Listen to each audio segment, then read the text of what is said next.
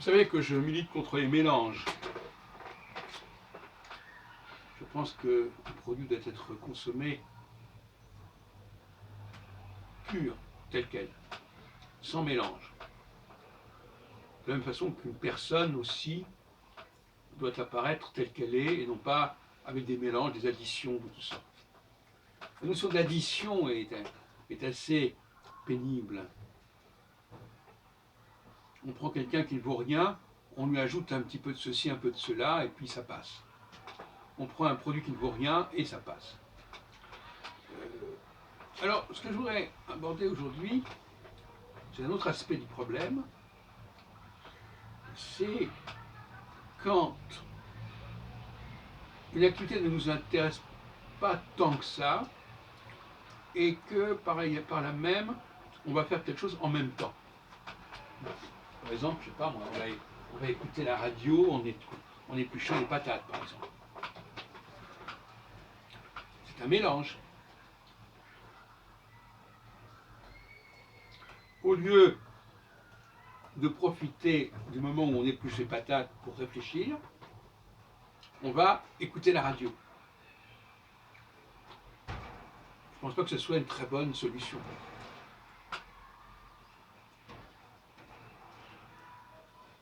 Parce que les gens ont besoin de silence pour réfléchir.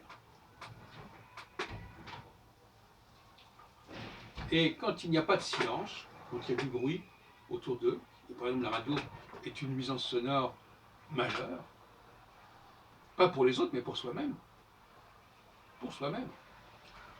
eh bien, le cerveau fonctionne au ralenti, ou ce qu'on préfère en pilotage automatique, c'est-à-dire à un niveau très subalterne.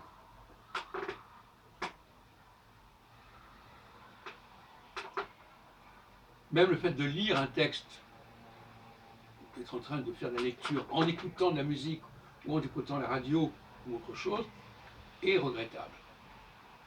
Et produit des résultats médiocres. Et alors quand on a l'habitude de faire ça, on a le cerveau qui s'habitue à ne faire que des choses médiocres. C'est-à-dire le minimum syndical, si on peut dire.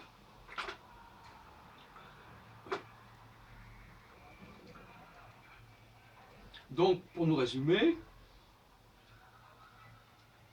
même au niveau de la cuisine, essayons de manger une chose et pas... Même le sandwich, c'est déjà quelque chose d'inacceptable quelque part. Une viande, ça se mange telle qu'elle. On n'a pas besoin de pain pour la manger.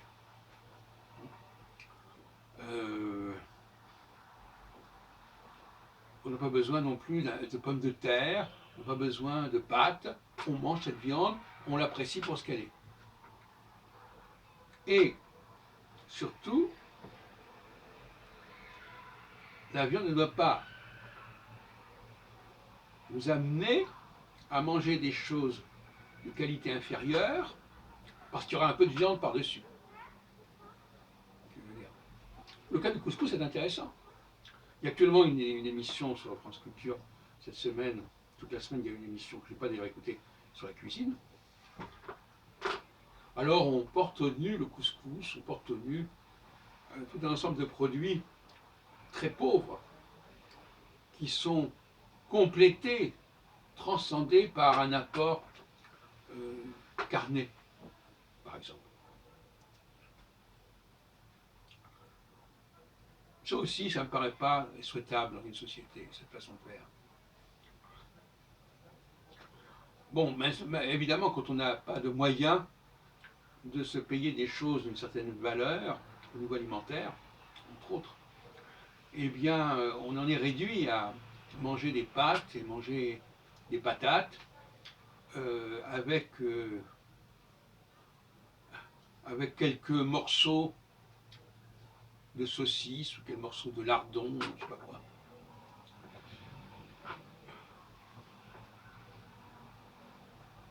Est-ce que c'est une solution? Est-ce que c'est un compromis heureux?